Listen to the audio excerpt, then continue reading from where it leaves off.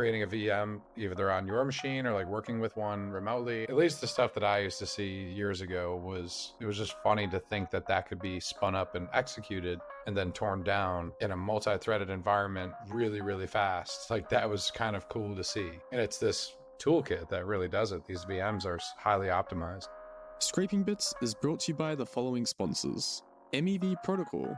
Maximize your ETH staking value with MEV ETH, exclusively on mev.io. And Composable. Execute any intent on any chain, coming soon to mantis.app. That's mantis.app. And Fastlane Labs, the only MEV and intent-centric team that has a daily deodorant application rate of over 68%. GM everyone, my name is Tagachi, the host of Scraping Bits, and today I'm with Joe Cawfield, the runtime engineer at Anza. How's it going, GM? Hey, how's it going? Thanks for having me. Pretty good, sir. I'm glad to have you on. I'm excited for this. I want to learn more about this runtime and the SVM, so I'm sure a lot of people also want to hear. But just for the people that aren't familiar with you, who are you and what do you do? Sure. So, like you said, I'm Joe, and I work at Anza, and I used to work at Solana Foundation for a while. So, if any of you guys listening ever like saw any of my content through DevRel, that's what I used to do. And then I joined Labs over the summer, and then we spun out to Anza a few months ago. I've been working on some of the runtime stuff for the last few months, but I've worked on a few other things too. Like I helped with Token 22 and our new Web3.js library. But right now the runtime stuff has been sort of my focus, and been really into the SVM stuff myself, which is why I'm pumped to sort of come on here and talk about that and whatever people want to know.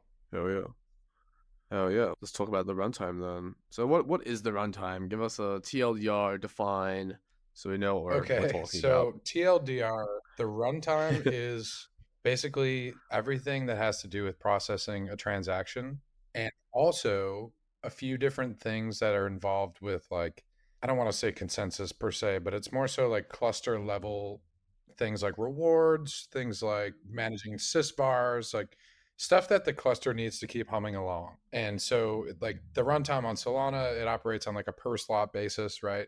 There's a series of things that need to happen every slot. And then there's also a series of things that need to happen every epoch. So the runtime is responsible for all that. And then there's some lower level components in the runtime that do a little bit more isolated work. So the runtime kind of does a lot. And the problem that we have now is it's sort of been this like giant bag of like a million things that need to get done as the network runs, when, we can sort of start to break this up into different segregated roles. And that's actually been one of the goals, which is pretty cool. One of the goals behind SVM. Yeah, it's very interesting. I think, so since the runtime is really just the processing of a transaction, what does this pipeline look like? Let's say I'm a user, I'm submitting a transaction, or multiple, I guess, in Solana. What does this look like? What is this entire pipeline? Okay, so if you strip away some of the other stuff that the runtime does right now, like, tracking rewards and activating features and all that, this actual transaction pipeline is actually somewhat straightforward. It's a little complex, but it conceptually as a pipeline isn't that bad. So you get a series of transactions that come in to the validator, right? And for those of people who don't know, like Solana doesn't have a mempool. All the transactions are sort of forwarded based on the leader schedule. So you're trying to send your transactions to the leader, and if it can't get processed by the leader, it'll go to the next node, etc. So when the runtime is invoked on a node, it has the transactions it needs. So it processes them in batches. So you end up with this batch of transactions. It goes through a SIG verify stage, and then it goes through a banking stage. And the banking is going to actually try to create a block with the transactions. And so when that happens, you basically go like the node inside the runtime, what it will do is take this batch of transactions, bust it up into the instructions that are in each transaction, load all of the accounts required by the instructions, and then load the programs required by the instruction, provision a virtual machine for the programs, and then execute the program on those accounts and update the result in the accounts database, and then hash everything to the block. And this is all part of the TPU, right? The transaction processing unit. Yeah, so the TPU, yeah, so basically that's like the overarching mechanism of the validator. And that's why when you send transactions, you can send it over RPC or you can send it directly to TPU. But when you send it over RPC, I believe it gets forwarded to TPU. So, all transactions will route that way, at least as far as I know. And can you go through each part of this as well? So the SIG verify, that's just verifying that the person sending the transaction, what is it? I tried to retrieve it, but it just didn't work. So Yeah, so basically it's sig verify, like just as you said, and as it's kind of sounds, it's verifying the signatures on the transaction. So it's verifying that the correct number are present, the correct keys have been used to sign them. So like to give you an example, especially for those who don't know like how a Solana transaction is structured, like you have a list of instructions, and in those instructions are accounts. And the way you list these accounts is the address, and then you have two Booleans, so signer and writable. And if its signer is set to true, then the private key of that address needs to have signed the transaction. And so for every single account key that's in a transaction with is signer marked as true, the SIG verify stage is going to expect a signature to be applied to the transaction. And so what that looks like is you take the transaction, imagine the transaction as like a zipped folder, right? So like you have all of these instructions, you zip it up, and then you have to apply a signature to that like zipped bundle of instructions. And once you apply one signature, like you can't really change it because you need to apply more signatures. And if you change the transaction, then the one you applied previously is invalidated. So the point is like you have the transaction itself, which is actually called a message, and then you have all of the signatures, which are just hashed transaction messages with the different private keys. And so it will decompile the message, and then it will do a verify step with your public key to make sure that you did in fact sign. okay, it's verifying that all the signers are legit and not basically fake. Yeah, and if one of them's missing, then it's not going to let it through. Yeah, it just reverts. Yeah, or if it's And wrong. Yeah. then after the SIG verify stage, it moves on to the banking, which is where all the state changes, right? Yeah, exactly. That's where blocks are produced. Okay, and they're done in batches. Yeah, the transactions are processed in batches, and that's where like the parallelization of the Solana virtual machine comes into play. So like one of the big like benefits and the reasons why Solana is so fast is because it can do this in parallel. So like I touched a little bit on how it loads accounts and then it loads programs. Well, basically what it will do is it will take a look at all of the accounts needed for some batch of transactions, and it'll take a look at all the programs needed, and it'll sort of parallelize based on programs and accounts and which ones are being read and written to, right? So like the easiest way to envision this is sort of thinking like a thread pool. Like for anyone who's a programmer and has worked with thread pools, it's like read write locks. That's basically all it is, and it's just taking a look at like if I need to read this account in 50 places and I only need to write it in once, then I can like lock it for the write, and then I can open 50 threads to read it, and so on and so forth. And so there's this mechanism that will go through the transaction and determine based on the format of the transaction, which is why it's a specific format, how to do that. And that's Right. exactly what. Interesting. Yeah, it seems like the banking stage is quite interesting. The batches of transactions. And then it goes on to the broadcast stage, which I imagine is just sending it to all validators or Yeah, correct. Yeah. So it makes the leader makes a block, and then, we'll broadcast it out to the rest of the network. And there's some complicated work there, like it gets broadcast in shreds and things like that. It's kind of outside the scope of what I've been working on, but conceptually, yeah, that is what happens. It packs a block, it puts it on the chain and says, this is the block for slot, whatever. And then, broadcasts it out, and everybody else has to go and validate that block. And the way, like, the interesting thing about Solana is like, you don't have to wait for a block to be confirmed for the chain to continue, because like Solana leverages forks. So like and other chains probably work like this too, but you basically have like all of these different forks. And then as blocks are confirmed and then eventually finalized, like the root of the forks is slid along, and you end up with these like optimistic forks, and they eventually turn into confirmed, branches of forks and stuff like that. And then there's this interesting way that the network is basically allowed to just make a block and move on. And there's like fork resolution and stuff like that that happens that will like make sure that only the confirmed blocks create the actual root, which is pretty sick, which is another reason why it's pretty fast. So you're basically creating like multiple blocks, and they're all different forks. And then if some of them aren't, do any of them drop? Like, there's got to be like one main chain, right? And Yeah, of course. then all of Yeah. the other ones drop. So wouldn't it be better to just make like the most efficient block instead of multiple blocks? Well, I don't think it's intentional. Like the way, at least that I understand it, is like if you look at something like Bitcoin, right? Like you'll make a block and like they'll go to like it'll attempt to be confirmed and the network will sort of wait a few minutes, right, while it's being processed. Solana made the design decision instead to like if the leader makes a block and then all of the nodes that are trying to confirm that block make a different one. Like let's say there's one block created, let's call it A, by the leader, and then 90% of the network makes a block B instead, and it's different than the one that the leader just made. Well, then like B is going to be the optimistic fork. Like B is going to be the one that has the most support, right? The network naturally finds its way by assuming that most of the nodes, if they can create the same block, then that's the one that, makes the most sense to go with. And that's how a lot of these chains work. So basically, you build this block and you do the verification with the sig verify. Is there any more verification parts, or is it just that?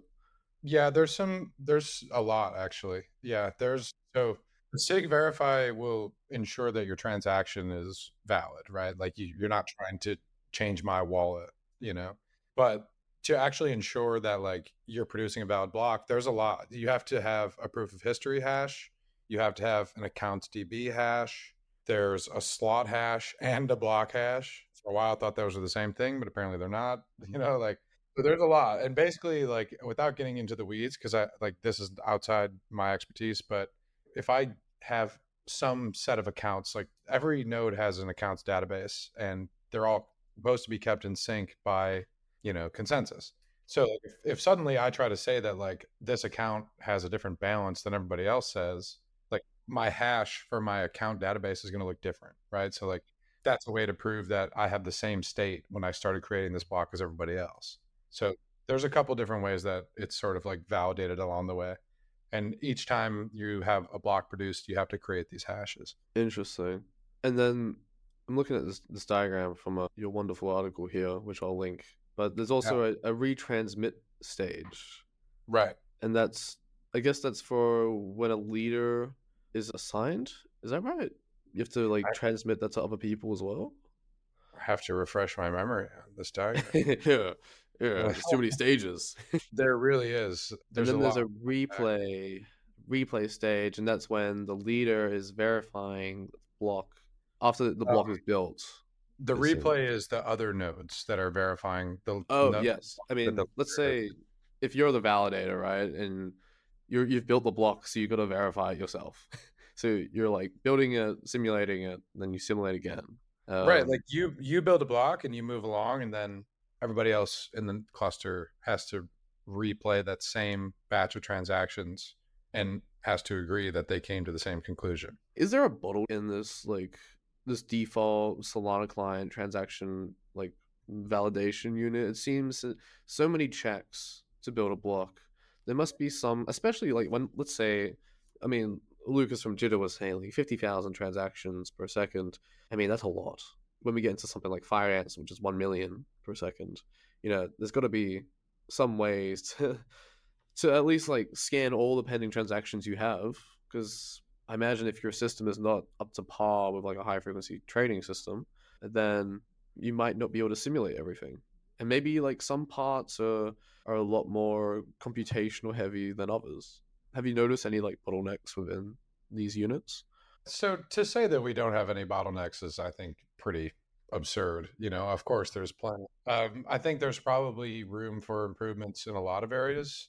I can't say too specifically. I think one of the things that we've learned from seeing the Fire Dancer guys build their client is that there's a number of ways to optimize the hardware that we have. Like just throwing machinery at it isn't necessarily always the best solution. Like there are ways to do it. So, making better use of memory, like better use of, just different implementations. And then obviously doing them with, C instead of Rust, like that has its own benefits too. So there's a lot of stuff. And we've learned a lot from them so far. There's things that they've come up with that have been really clever solutions. And you know, you have to remember that like this is the single validator client that we've had for a few years now. It was built through like Solana's rise to popularity. And, you know, there's been, you wouldn't believe the amount of work that goes into like keeping this thing alive and running. Like sometimes it's like funny. It's like we could use triple the engineers, you know, like so yeah, there's totally room for improvement, and I think that will happen in the future. It's just there's always this trade-off between like adding enhancements and keeping the network stable, right? So we got to make sure that we do a good job on both. But totally, there's definitely bottlenecks, and a lot of people could tell you about them. Hopefully, we solve a lot of them in the near future. Is there any that like are very particular that you've noticed that are really like I guess prominent that maybe you've even fired answer has attempted to solve or has solved? So I guess there's a couple of things like a couple of things that are at least hot buzzwords as far as like performance goes is we've been looking into like direct mapping of like virtual machine accounts. That would certainly help. So like well, basically, like a lot of the bottlenecks that I could sort of identify from a runtime level, at least from what I've seen, and again, like it's by no means like I don't know all of the areas that we can improve, but there's a lot of things that have to do with like how much we copy data, and that's always like a software design problem, right? So wherever you can avoid copying and just directly reference is better. And you know, one thing that would be good, at least in that spirit, is when we provision virtual machines to execute programs, it would be a really big help if we didn't have to sort of like copy in the data from the accounts and from whatever else might be involved in your program's execution, even your program itself, maybe like the ELF file of your program. Like if we could just directly reference this to the host machine instead of copying it into the provision VM, that's one way that like performance could be increased quite a bit. Yeah, cloning and copying in general is a I think that's the number one thing, especially in Rust, that you can optimize optimize Exactly. for. Yeah, exactly. And Referencing is yeah. it's tricky to do because, you know, like cloning is obviously viewed widely as somewhat of an anti-pattern, usually as an anti-pattern, but it's also much safer sometimes, right? Like, especially if you're mutably borrowing data, like it's very much safer. So when it comes to like something like a virtual machine that you're provisioning, adding, you know, adding the data to that is going to be operated on and then processing the result that could spit back out, it's much safer to just barf it into the VM and then just read the response and then update local machine that way.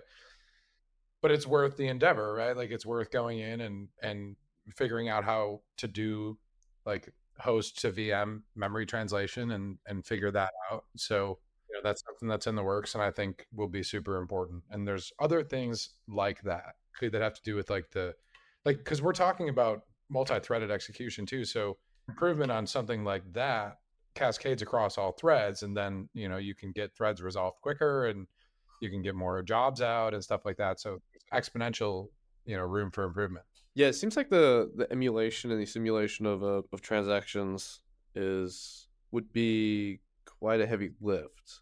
I was thinking about this. It's like, oh, what if you just modify the SVM to make it more efficient in some way? I don't know. Like, I think there was some talks in Ethereum a while back. At least some things I was noticing as well is there's a lot of patterns. So let's say you start with one opcode and then it creates it's the start of like a sequence of 20. Maybe you can just execute the entire 20 at once instead of cycling each iteration of a for loop instead. Something like that. Very minor, but like it definitely gets the ball rolling of thinking of how to optimize, I guess, the emulator. Um, have you thought of anything like this? Of any modifications to the SVM directly to make it faster or, you know, more efficient?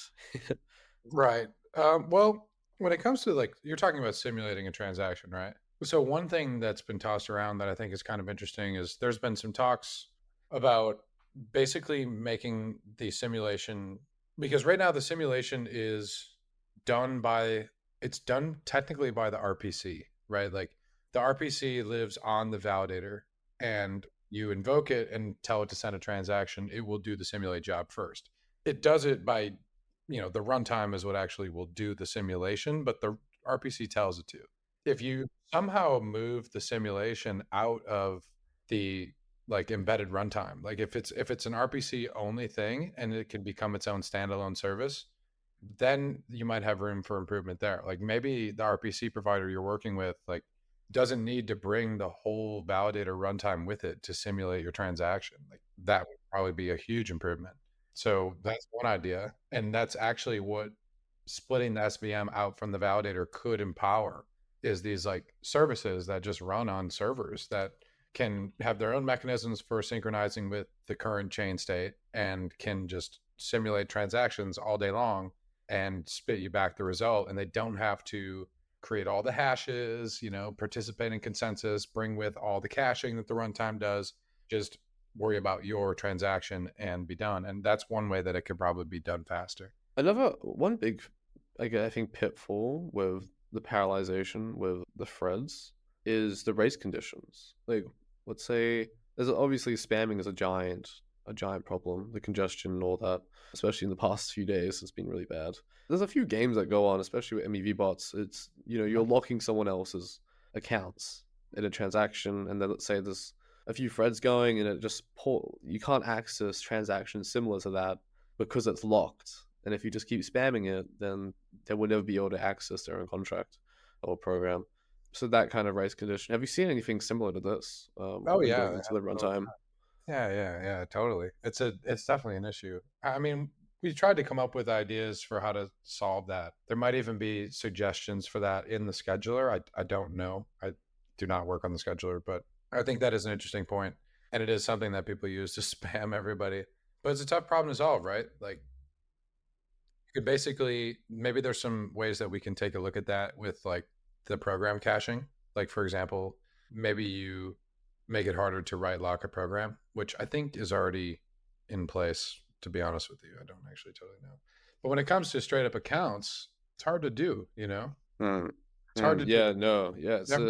You don't, it's hard to sift out what is like you basically are talking about putting in like anti-bot like capabilities of detecting that kind of activity. And what happens if somebody's botting some account and then you're trying to actually perform a genuine transaction with it? Like, it's tricky, but you're right. It is a problem, and it's a tricky problem to solve because if you want to have multi-threading, there's not really a whole lot of ways to do it without read-write locking. Yeah.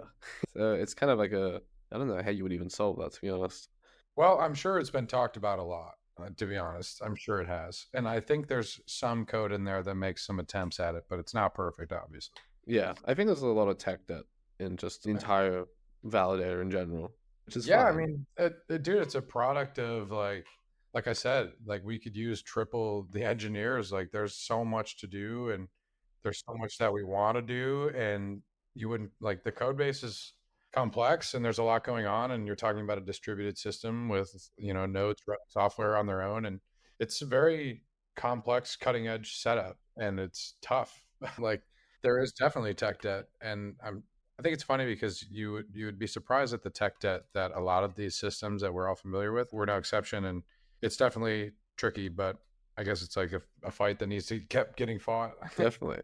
Yeah, I mean, so speaking of the things that you would want to work on, like, you're saying you want to hire, a ton of engineers.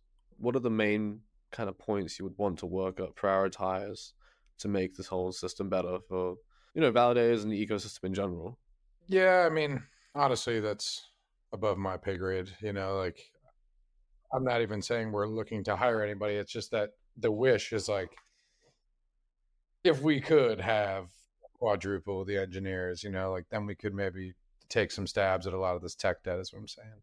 But yeah, I mean, I don't know, like even if you do have all of these engineers and you have, triple the workforce that can work on this stuff, again, like I mentioned, you have to keep the network stable too. Like even if you have a ton of people shipping code, you have to make sure that you're not changing it too much. Like mainnet beta can't change like rapidly every month, like it has to have like people who deploy protocols, they have to have stability and they have to have expectations that they can live by.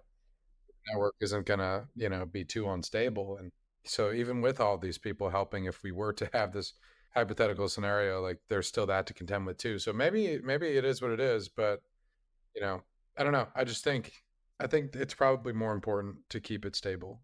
There's actually probably a significant debate that could be had on that. I'm sure a lot of people would rather opt for the more unstable but new features coming out more often. I would love to hear that debate sometime. You mentioned in the article program runtime v2, a complete redesign of of the runtime environment. What does this look like? What are you aiming to do with the v2 of the runtime? What improvements, changes, modifications do you want to do and are doing currently for this? Yeah, right. So runtime v2 is sort of like, And also why? Add the why there as well. yeah, totally. Well, the why is really the salient bit, because it's like I mentioned before, we've been developing this, and there's a lot of people who've been doing it longer than me that have been developing through the craziness that has been crypto. And like you said, you stack up a lot of tech debt, and so a lot of the runtime engineers noticed and have been keeping track of this tech debt in the program runtime space. So like that direct mapping thing I was talking about, that's included in there, and like there's other bottlenecks that the team believes can be solved if we just sort of redesign this whole thing from the ground up pretty much, and deploy this new environment that can execute Solana programs. And that sometimes is a good way to solve a lot of tech debt. You take it all into one big bundle and you do a redesign and you smack a bunch of it out. And with the benefit of hindsight too, it's like, okay, well, a lot of the things that we didn't really have time to fix or maybe couldn't fix, or for stability reasons needed to leave untouched, like this is an opportunity to sort of take a stab at all that. So that's the why. It's a combination of solving a bunch of tech debt, but also like another, I guess, like residual side effect is hopefully, and it seems like it would be, a significant increase in like the dev experience on Solana, like a much more positive, easier way to write programs and to interact with them and interact with the chain. So that is a huge benefit too. And there was actually a presentation by some of the senior runtime guys at Breakpoint this year. So if you get a chance, anybody who's listening, check that out. It's on YouTube, I believe. I don't know what the title would be, but it's Alex and Alessandro, and they talk about what Runtime V2 is going to look like, and they show a couple of teasers, and it's a really cool demo. And that was back in late October of 2023. So yeah, super cool teaser. Check it out. Those are the guys that are designing this and going to build a lot of it. Is that breakpoint extending the SVM or program runtime v2? There it is. Yeah, that's probably what it's called. Yeah, that would make sense. That makes sense. Yeah. Yeah, super cool demo. Like one of the cool things in there is like they're like turning the blockchain into basically a cargo registry. So like you're like pulling on-chain programs in from a registry of crates. And another thing too is like you're working with the instructions that the programs expose as if they're like normal functions. So it sort of feels like you're building just like any old app, which is the intention. And so there's none of this like weird convoluted development where like you're dealing directly with accounts or you're like creating cross program invocations with like macros and shit. Like all of that should be sort of stripped away into this like much smoother development experience. At least that's the goal. Yeah, definitely. I always when I got into Solana, I was very confused why you're bounded in terms of how many accounts you can interact with. I think it's like 64 or something. Is that correct? There's a couple, I don't know the exact number actually, but there's a couple of reasons, and we've actually had improvements to expand that, like address lookup tables and the version transactions. But yeah, so two main reasons why you would have that issue. One is going to be the transaction size limit. So it's impossible to create a transaction with enough accounts until we had the new lookup table, which you're able to actually make them much larger now. You put all the addresses into one account, and that one account kind of stores them all in, and you just pass that one account in. You basically get 1 byte instead of 32 for the address because the runtime can just look them up. Yeah, that helps a lot. It gets you by the transaction size limit, but yeah, there's also size limits on the virtual machine and what needs to get provisioned in there. I don't know what those limits are, but there is. I think if you use lookup tables though, and you write your program with just the Solana like program SDK, I think you can probably do a lot of accounts. Like I don't know what the number is, but you can probably do a lot. If you use a framework like Anchor, I think that's where people start to hit limits a little bit quicker because there's some like checks and stuff that they don't see happening that maybe increase some of the compute usage. And that's another thing too, like reading all the accounts in, depending what you do with them, like you're reading them all into memory and then you're operating on them. You have to be careful about your compute too. Definitely. Interesting. What about? I know like the SVM is built off eBPF, which is then converted into RBPF. Have you seen anyone make actually custom programs, which is just on Ethereum, people write in this thing called Huff, which is basically allowing you to write in basically raw hexadecimal. So you just write the opcodes, converts to the hexadecimal, you compile it, and then you just deploy that. It's like custom bytecode, basically. Have you seen anyone actually write custom bytecode programs on Solana? I think a lot of people have the consensus of it doesn't actually matter how efficient your contract is because it's so cheap, but it's also there's a lot of tools out there for Rust to be able to reverse engineer the programs of its closed source. So it would make sense to obfuscate this and use Web2 techniques. Keep in mind Oh, that the infosec. So have you seen any of this happen? Or I feel like it's way too early in actually the ecosystem to see this. Maybe like one or two people will be doing it, but yeah, what are your there's it's thoughts? definitely like the tinkerers, but I have seen it. I haven't seen people write, I guess, anything crazy like you're describing, like some custom bytecode work. But there are people who write programs in C, and there's people who do like go to like the crust of Rust, and do like really crazy direct pointer manipulation instead of using like the SDK tooling. But you're right. Like there's a number, like it's definitely worthwhile, even if the chain is cheap, to have optimizations in your program. I mean, you're limited to a specific number of compute usage. Um, yeah, so like the more you can make use of that, the better. And that's a huge deal. And you know, there's a lot of people who've gone the extra mile to do that. Like there's a guy who wrote, shout out to Caveman. He wrote a token program, like a re-implemented version of Token 22. Actually, I'm sorry, I don't remember if it was Token 22 or Token Legacy, but he rewrote the program and he added his own entry point, which uses raw pointers. He stripped away some of the abstractions that come with the Solana SDK that's written in Rust. So he was directly working with the entry point bytes on the program. I think he even was able to invoke this program with like a batch instruction processor, which is pretty impressive. And there's people like that that will roll custom implementations and do stuff like that. And I think the Fire Dancer guys wrote their programs in C, right? So the key is like as long as you can get it to compile down to a shared object file, if it's a valid ELF, then it doesn't matter what you write it in. 100%. Yeah, that was the same kind of thing in Ethereum. As long as it runs, it works. Right. Yeah. As long as it runs and it can get processed, then yeah, it totally works. But yeah, no, I mean, some people like, dude, there's always reasons to optimize your program, especially when you're paying for, well, you're not paying yet, but one day maybe you will. But if you have to pay for every different CU that you use, like that might be something to keep in mind. Definitely. Interesting. You mentioned Firedancer and a bit ago how they were making big strides in development and optimization of the client, and you guys learned a lot from them. What exactly did you learn from them?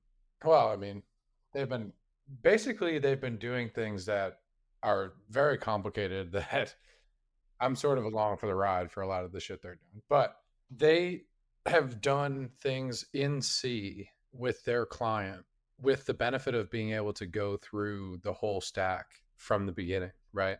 After it's been like baking for years and do it over again. So there's a ton of ways that they've basically smushed tech debt right out and just done it the right way because they have the reference implementation to look at. So that's been like the real benefit for a lot of the stuff they've been doing. Additionally, though, they do spend a lot of time writing like significantly robust implementations of already well-written libraries. Like they've improved a couple of different cryptographic libraries. They've improved, some of the runtime capabilities. Like they basically have been able to re-implement some of our stuff with less resources. So, like I'm really excited to see whenever like they come out with sort of like their reveals and they can talk about some of the stats and the specs. There's been some of this, and I think they even talked about some of it at Breakpoint as well. But yeah, I mean, basically, it's just like it's all comes from the benefit of re-implementing an entire validator while being able to talk to like us at Anza and learn from the mistakes that people that have been around for a while have made, or the things that they wish they could have had the time and ability to go fix, with that stability mandate that I was mentioning. And like they have the best opportunity right now to do that. They're writing a super low level language. They're doing everything from the ground up. They're seeing good and bad about our validator. And that alone is enough room to have tons of improvements. And that's just what we've seen. And ideally, it's like they come up with different ways to do things, and then we sort of hopefully will try to figure out how to take some of those things that we've learned and pull them back into our client. But it's tricky to do with it being the only client right now. They do it's very optimized in the whole entire stack. I think they're doing some hardware stuff as well. They are, yeah. I like I said, man, they're doing a lot of stuff that is like over my head, but there's just a lot there that are really focused on this. I wonder if they're doing like FPGA kind of stuff or designing new chips specifically for it. You should totally look into having one of those guys on here if you get the chance. Yeah. Oh my God, they're super technical, super, super smart guys. That'd be great to have them on here. 100%. That's the people from Jump, right? They're the ones that are doing it. Yeah. There's some very chads. Have you, speaking on like the runtime still, have you seen like many, I guess, like exploits on Solana? When I was speaking to the Neodyme guys, Nico, it's a past episode, the kind of vulnerabilities you see on Solana are a lot different to EVM and things that you wouldn't even see on EVM. So I'm just wondering, like, have you seen any of these before? What are the most interesting kind of things you've seen in the TPU, transactions coming in, transactions that landed, just the most interesting kind of stuff you've seen? I can't really touch on any particular exploits that I've seen. And if I could, I probably wouldn't. As far as like what's the most interesting things I've seen in some of the source, I think one thing that sort of interests me is, I guess, how simple some things end up being. Like there's a lot of code and a lot of stuff that's happening, but at its core, like the transaction processing is actually quite simple. Like the instruction is basically just encoded inputs for a program, and then the account keys are in a list, right? Like it's very simple. And then it's all being used to use this library, this open source library, to provision a virtual machine. And like it seems so much more complicated, and it is definitely not simple, but conceptually I was surprised at how understandable and digestible it really was when you sort of like get the chance to go through it all. Yeah. And another thing too, like that I found was interesting is, I guess, sort of like how I was really into some of the virtual machine stuff that I started learning only recently too, like just in the last few months. I think it's pretty cool how these VMs are set up and how the guys that wrote some of like the changes we've made to that eBPF. There's a Solana RBPF crate, and that's a fork of the open source eBPF crate. I forget the name of it, but it might just be called RBPF. I'm not really sure. And there's some minor modifications in there, but basically we've just sort of like imposed the Solana like transaction format standard on the VM. So like there's like this entry point to the VM that corresponds to the instructions that are being put into a transaction. And then the linkage is very clear there. And seeing that whole like pipeline come together, I thought was super interesting, and seeing how it works, and then understanding how like a node, like a host validator machine, can basically spin up all of these VMs super fast in parallel. They're very like, yeah, yeah, yeah, totally. And that's what I thought was cool too. Like I didn't realize, like for anybody who's ever worked with virtual machines, at least in the past few years, like it's gotten a lot better, but sometimes it can be like, it seems like a lot, like a resource intensive thing to do. Like it's always usually there's a lot of resources involved in creating a VM, either on your machine or like working with one remotely. And like I said, this is probably a lot better now, but at least the stuff that I used to see years ago it was just funny to think that that could be spun up and executed and then torn down in a multi-threaded environment really, really fast. Like that was kind of cool to see. And it's this toolkit that really does it. These VMs are highly optimized. I imagine that like if it's a constantly spinning up and spinning down for each new transaction. Yeah. Wouldn't it make sense to have each thread spinning? I guess depending in transactions being processed. It's each instruction that it spins up a VM for. So shit. Oh, that's a lot. Damn, that sounds like a damn. Yeah, that sounds really inefficient, actually. Yeah, like the thing about that though is like this library is very robust in its ability to sort of like map the VM resources efficiently and quickly from the host and just give you what you need to execute this program. Like it's all very low level code, and it works It's pretty high performant, and we have just a small set of things that get provisioned into it every time it's instantiated. Those things I was telling you about that we copy in. You provision a host, you provision a heap, you provision a stack, and you copy the accounts in, and then you go to town, and then it's over. Couldn't you just rewrite the existing ones instead of spinning up and down each time?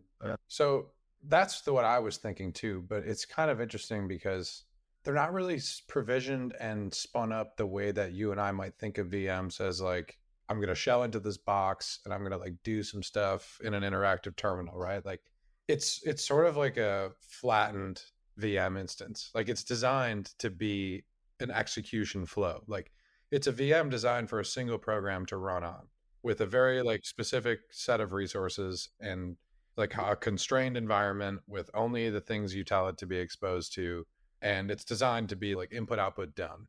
So for those reasons it has like all the optimizations you need to not have to like spool up all these resources and provision like a hypervisor layer and stuff like you might have seen on like some of these host machines. Like I used to work a lot with WSL, and that was like what I had in mind, and I was like, okay, this is not at all the same thing, like very naively. Yeah, because what I was thinking is like, oh, okay, you can have a cache of the initial state, and then if you run an instruction, you just mark what things you're changing and go back to the cache and just replace it instead of spinning it all up and down again. That is a good point, and that's one of the like goals in Runtime V2 is to sort of provision less. Yeah, yeah, that's definitely a goal. Like one idea was to sort of like use one VM per transaction.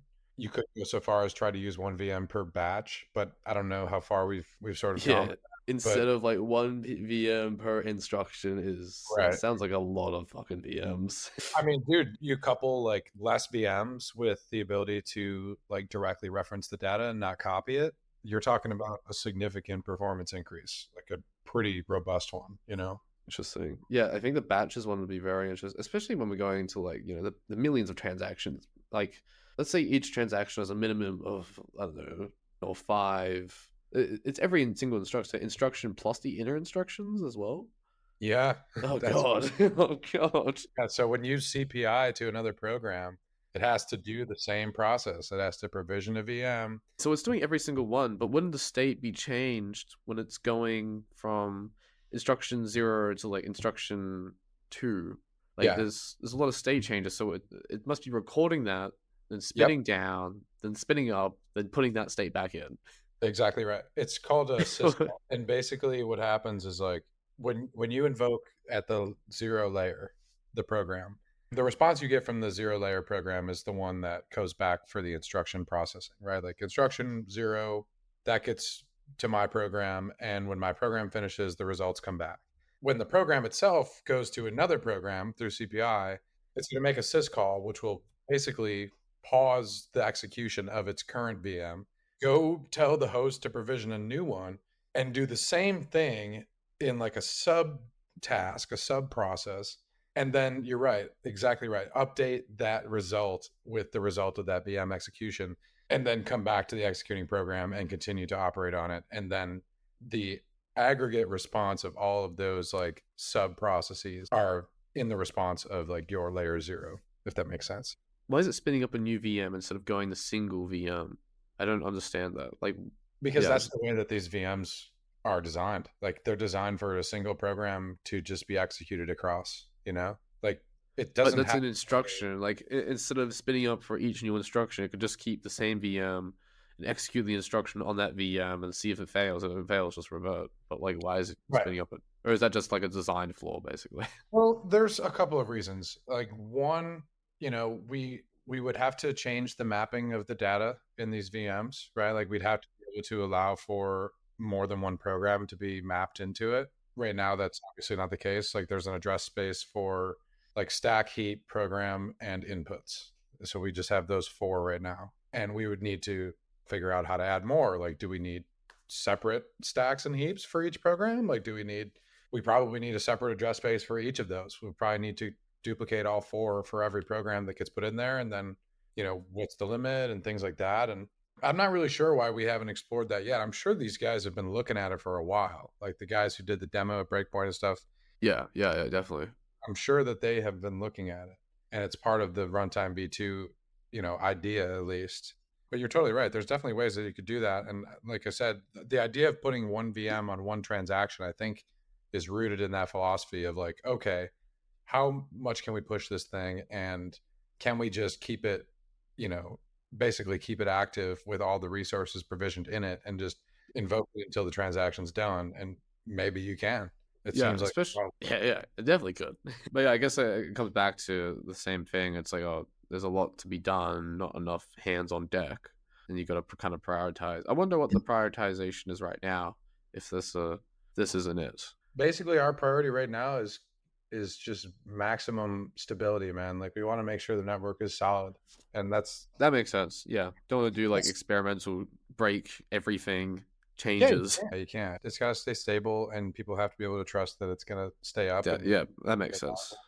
I mean, the nice thing about Runtime V2 is it's the rollout plan has been to sort of like you can't just get rid of the original runtime, because like everybody's stuff would be like no longer Failing, usable. it just So doesn't. like you just can't, right? So the idea that they've been floating around and that was talked about before is like we would introduce the new environment, and it would be like an opt-in thing, and you'd have all these benefits of moving to the new environment, but those who don't, like, the two would basically live alongside each other. So when you do things like that, you can keep things relatively stable. And it also gives you the opportunity to make some pretty drastic changes. But not everything can be done like that, Like some things need to get changed in place. Like that can be a little bit sketchy. Like we want to try to simplify some of our components and make it easier for FireDancer and like some of the other people who might build clients in the future. Like we want to see more validator clients, but there's a lot of code to replicate, right? So like if we can simplify some of these components, that's a major benefit. So we've been doing a lot of work there. Especially making them more modular. I heard finance is a lot more modular. Yeah, they've taken an approach to making their client modular, and I think that's the right idea. And I think we should too. It's hard to do because it's a lot of refactoring. But that was why, like, I made a tweet about this the other day, and I think that was when you reached out to me about this. Was I was mentioning what it might look like to make the SVM very modular, and like all of the lower level components, like the VM that we're talking about, all of these like very decoupled pieces. And I think we have a really good opportunity to do that there because it's actually one of the lesser tied up coupled pieces of the validator, right? It's a great place to start, I think, if we want to move in that direction.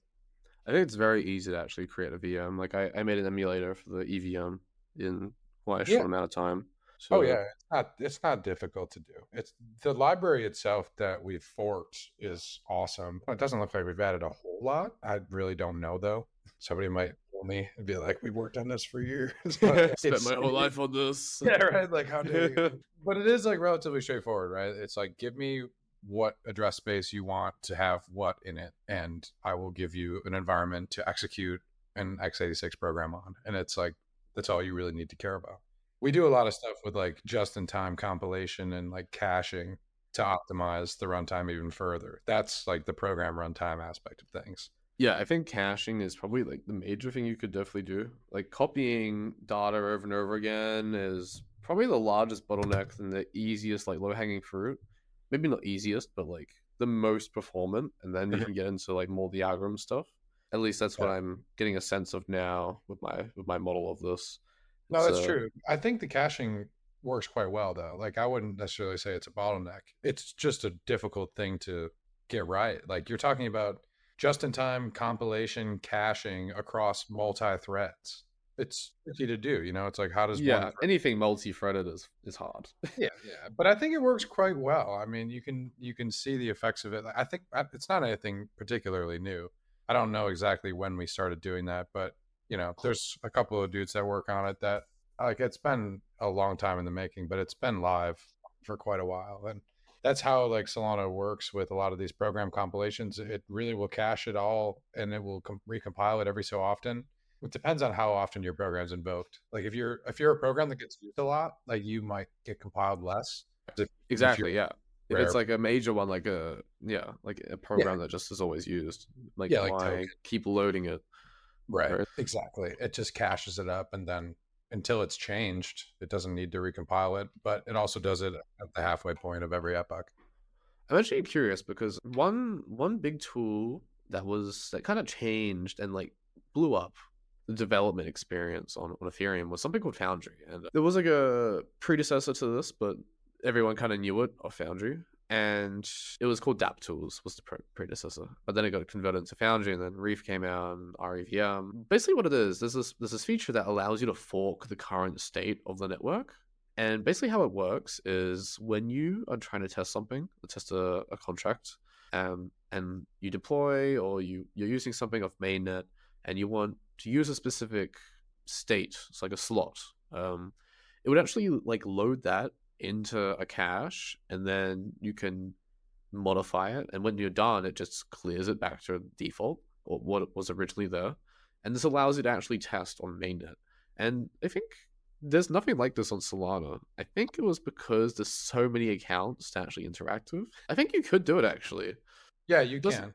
it doesn't seem that difficult, but I don't think anyone's done it though. Or maybe I've just not seen the entire ecosystem, the tool chain stuff people have done. There's some actually pretty good tooling around what you're describing. So like I don't know if it goes to the extent that maybe Foundry's tool does, but like for starters, there's a Solana test validator. And that thing is designed to be a single node cluster. And whatever version you're running, if you run the same version as mainnet, you have the same software.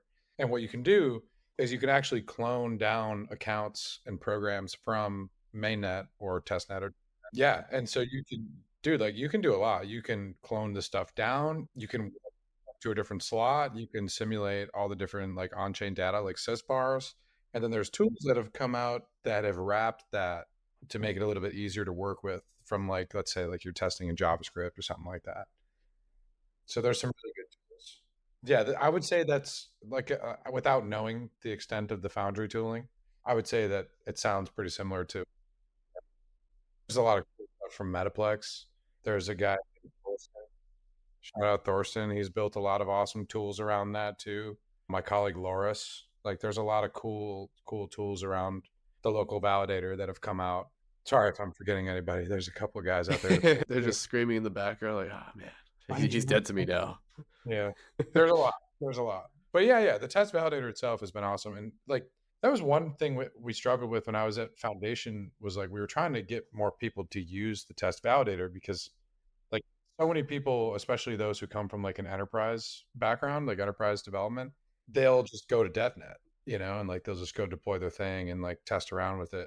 And it's like, yeah, you can get an airdrop and like you can do some stuff on DevNet, but like it's much easier to test on a test validator that's local to your box that you get like a billion SOL and you can just go to town.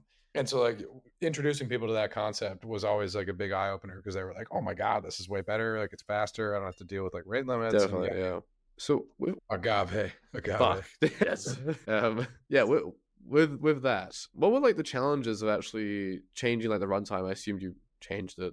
Well, just modifying the client in general. What were kind of the challenges you faced, and how did you overcome them, or how did you not overcome them? Well, good question. So from my perspective, like the changes I've been making lately, like I mentioned that we're trying to simplify the runtime, and what we're trying to actually do is get rid of as many of our built-in programs as we can. And I'm the lucky duck that got that job. So when things break, you know who to call, I guess now.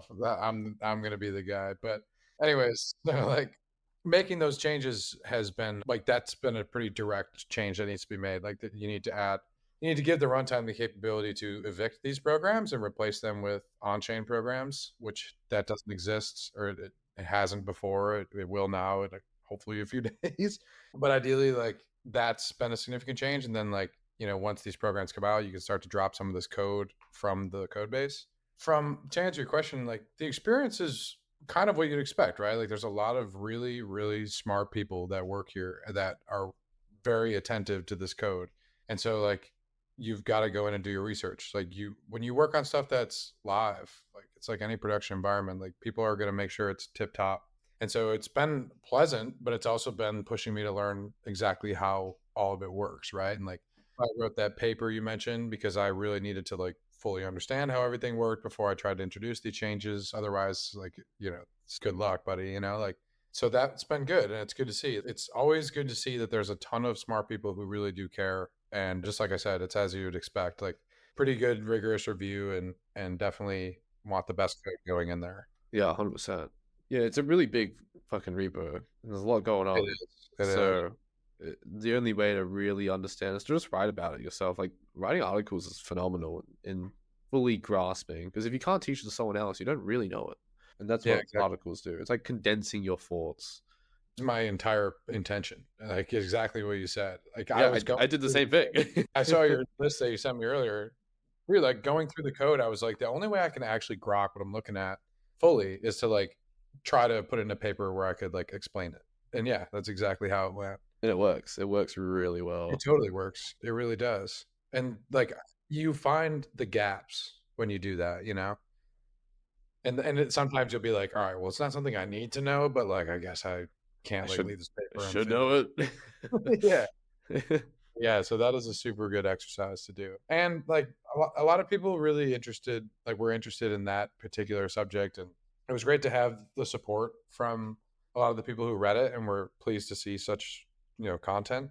So who knows? I think I might try to, do some more of those in the near future. Yeah, definitely. I think it also like highlights what you don't know.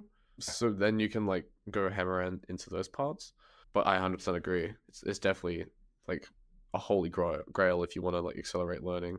That's for a lot like a final question. Where do you see Solana going in the coming 6 months?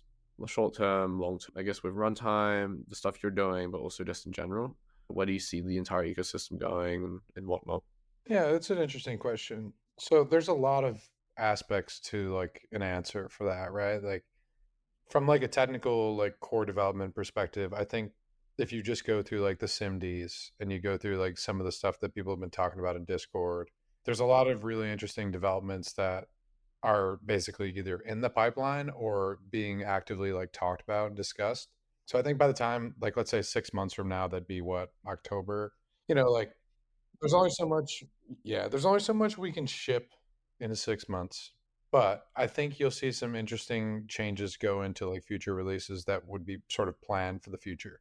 Like, we'll have interesting problems to solve, like, there's obviously problems that need to be solved now that, myself and my colleagues are actively working on solving. I'm sure you know what I'm talking about, related, etcetera. So, like, we'll hopefully see a lot of those mistakes corrected and things that have come from that as like more improvements to the network. And then I think there's a lot of interesting ideas that, like I mentioned, the stuff from Fire Dancer, like things that we learn from them that can get sort of moved in our direction too. And, further along from that, I think it'd be interesting to see. I mean, I don't know when they're shooting for their mainnet launch, Fire Dancer, but, I would love to see us getting closer and closer to having more validator clients. It's such a big deal. It really is. It would be so cool to see that coming to fruition. And they're working super hard, so I'm sure it's coming soon. But I don't know when. I would not say 6 months. I'm not going to even try to guess. But you know, to at least see the progress being made, like we've already seen, that's going to be really cool to see, and to keep seeing what they're sharing and talking about. Yeah. But yeah, It's been so a a lot. multi-year endeavor, Fire Dancer. Exactly, exactly. And those guys share a lot on Twitter and stuff. Like if you want to follow some of them, they're really cool dudes. But so yeah, a lot of that, like I think a lot of technical advances will happen. Like there's been a lot of focus over the last few years, even. Like I think there's always advancements coming out. There's cool stuff. It's being talked about in SIMDs all the time, like different rewards oriented stuff, stuff that has to do with like block propagation, like whatever you're into, like there's cool stuff being talked about. So to see some of those move along, the whole like SIMD process would be sweet. I think as an ecosystem though, like I don't know, everything seems strong, man. Like everything seems really strong. I have a lot of friends in this ecosystem that are doing really well and have been here for a while, taught me a lot, and I think they're just going to keep on keeping on doing the good fight. And I think a lot of these projects that they've been working on, I hope are going to continue to do well, and we're going to have a really fun like end of this year, 6 months from now. I really do. I think there's just enough people that have been committed that are still hanging around, and I don't know, no place I'd rather be right now, to be honest with you. Real, yeah. It's like Ethereum before everything, like everyone's building before it like blows up, and it gets its big break. I think. I mean, it's already doing insane volumes, and it's actually surpassed Ethereum in sometimes. I remember historically it was this quite recently. It broke more volume than Ethereum, which is insane to think of. To be honest with you, like I don't get into the whole like I don't pay too much attention to some of those stats, and not for anything. It's just like, I don't know. I don't have anything against other chains. Like, I think Ethereum has done a lot of innovation that other chains, including us, have benefited greatly from. Like there's no reason to sort of like point any fingers at anybody. So I've never really done the comparison thing. I think it's the strongest ecosystem, the largest. So it's always good to use it as a benchmark. But for me, like we were chatting about this before the podcast even started, like I just sort of like got into Solana as like one of my first crypto like ecosystem to get involved in. And there was just like absolutely really no reason to leave. It's just like a lot of awesome builders, like super smart people, like really cool vibes. And maybe it is, maybe it isn't. I don't know. But the builders have been here, man, and they're legit. They're smart people. And I don't know, it's just funny, like when I first, and I'm sure like other ecosystems are totally like this too, but it's like getting into it, like people are like on Twitter talking about like serialization and like bytes and like all this crazy like low level stuff. And I'm like, oh my God, like what did I get myself into here? And it's just like so funny though, because like you find yourself pretty roped in pretty quick. But no, I think everything's going well. I really think we're in a good spot, and I think everybody's got a good mindset right now. And there's a lot of fun stuff happening in the community, I think. Definitely. Well, I'm super keen to see, hopefully soon, the Runtime V2. And when that happens, best believe you're coming back on by force. Yeah, happy to come back on. I'm happy to come back on again when we have some more SVM related stuff as well. I think that'd be great. Always love the TPU, SVM stuff, Yeah. Runtime. Give me all of it. Yeah, I mean, Oh, anybody, just as like a quick shout out here, like anybody who's like looking to build on SVM or build SVM related projects, like definitely hit me up. I would love to hear about what you're trying to do and understand like how best we can sort of like position the SVM effort that we have here to sort of like bring definitely. that about. 100%. But man, Joe, thank you so much for sharing the wealth of knowledge. I really appreciate it. I've learned a lot from this. I guarantee a lot of people will as well. Thank you so much for taking the time, and we'll definitely have you on soon, hopefully, when Runtime V2 comes out. Of Yeah, of course. Thanks for having me. It was a pleasure. I really enjoyed chatting. course. The pleasure's all mine, sir. Until next time, GN. See you later.